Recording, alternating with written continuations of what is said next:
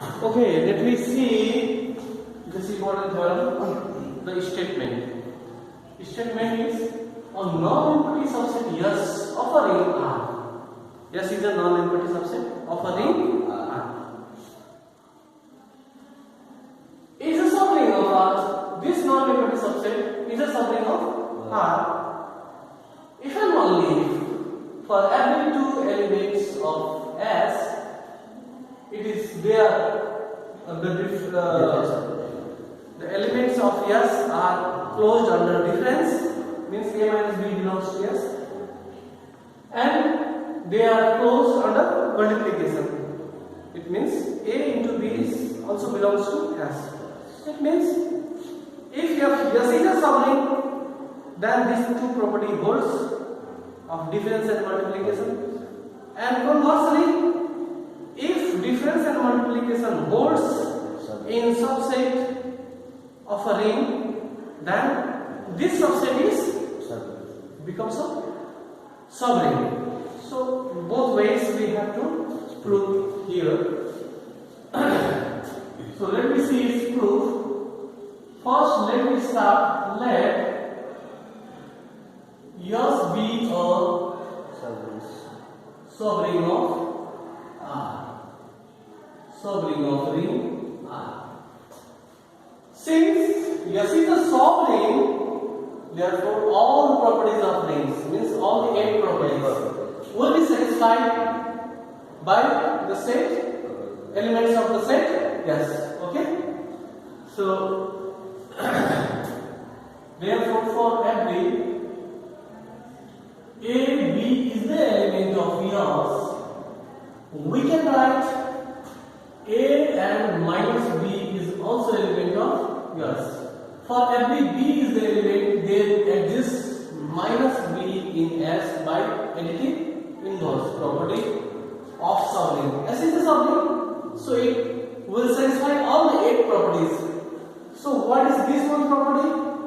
B belongs to S implies minus B belongs to S. This is additive inverse property. Right? Additive inverse property only the her element को additive inverse बोले ना अच्छा. I write here additive inverse property.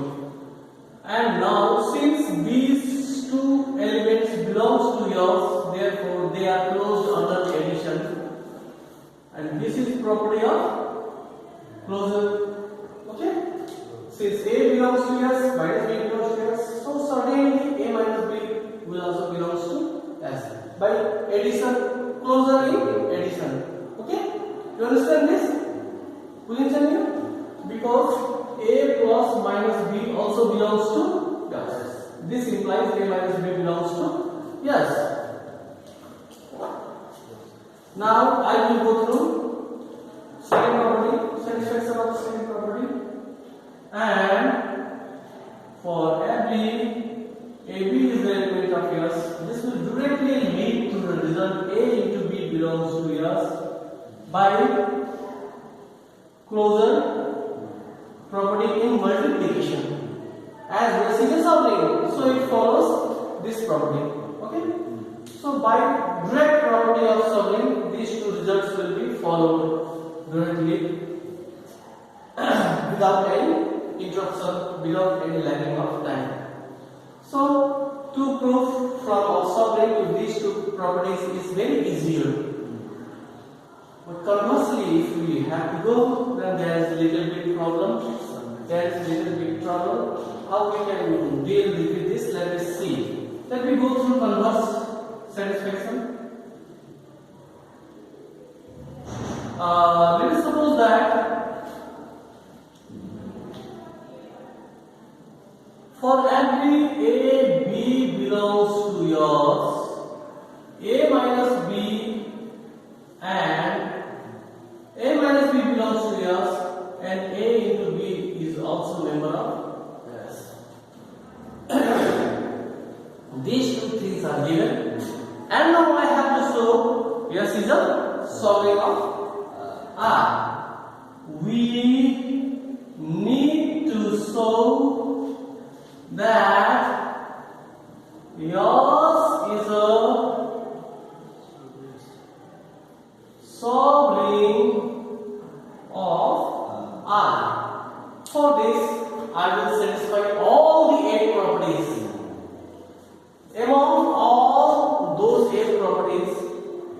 especially in addition, look at here this.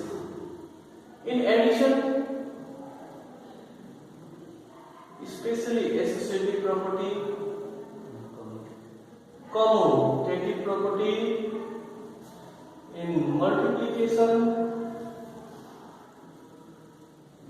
associative property, and in distributive property, addition and multiplication, one property is there, distributive property.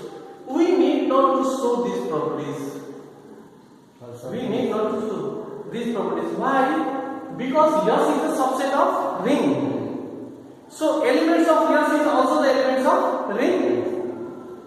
If the elements of S satisfies all these properties in ring, then directly they will satisfy the same property in subset.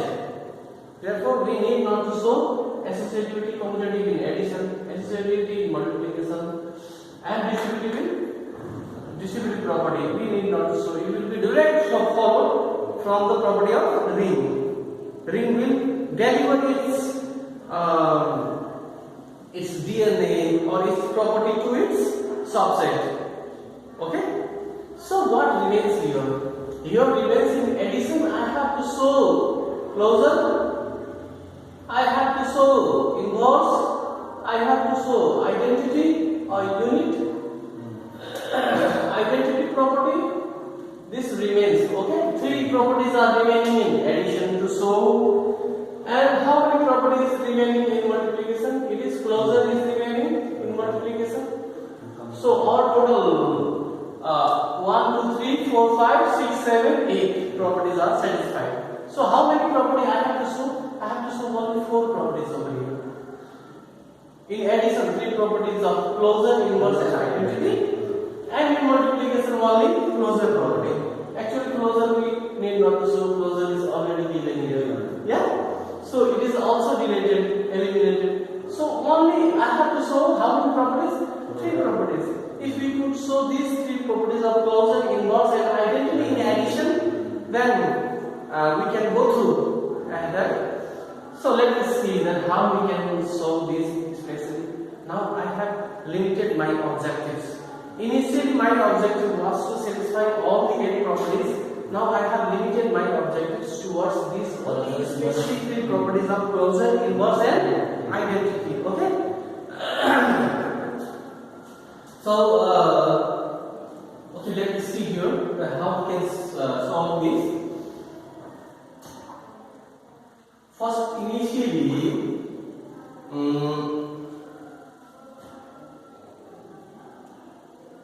I will show you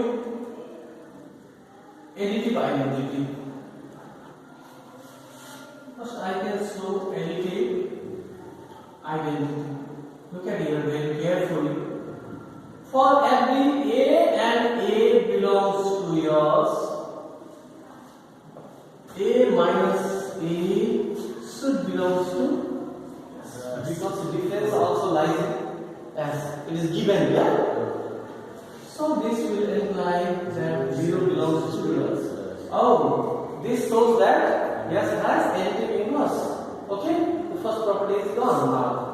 So inverse property, identity property is satisfied.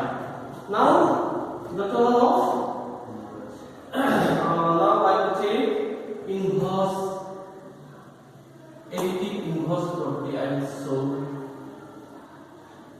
additive inverse for every A 0 and A belongs to S. Suppose that 0 and A are the elements of S.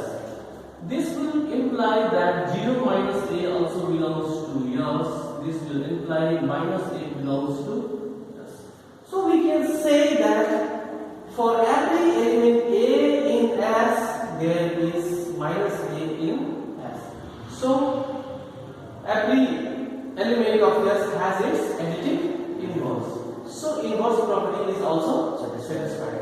Now what remains to show? Closure is remaining. So I will show now the closure property. To show this closure property, for every A, B is the element of yours, this will imply A comma minus B is also element of yours. By what property? Right? What property? B converted to minus B. Right? Additive inverse property. Means for every A there is minus A. So for every B there should be minus B in S. By this property it is given. Okay? So now I will use this property of difference what is given here. So this implies A minus B also belongs to S. This implies A plus B belongs to S. Oh, it is closed under addition. For every AB, A plus B also belongs to S. So what property is satisfied here? Closure. Oh, we have finished. Closure in multiplication is given, and they are followed directly. That I will complete now remaining portion of our formality. Okay? So let me see how we will write. So I will write here. This since for every AB is the element of yours implies A into B is the element of yours is given. So closure in multiplication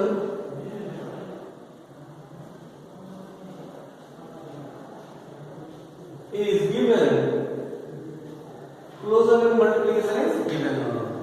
Now the remaining properties.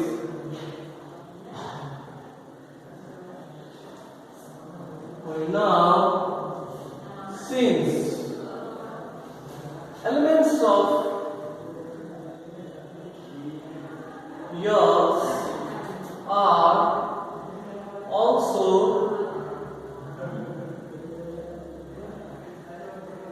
elements of ring R.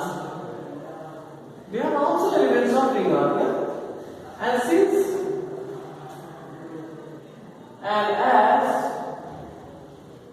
they are means the elements are associative in addition, comma,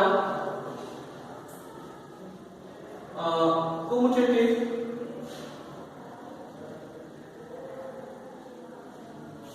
in addition, comma, and what is the remaining now? Addition, commutative is closer is satisfied. Closure is satisfied. Now associative multiplication. Associative in multiplication and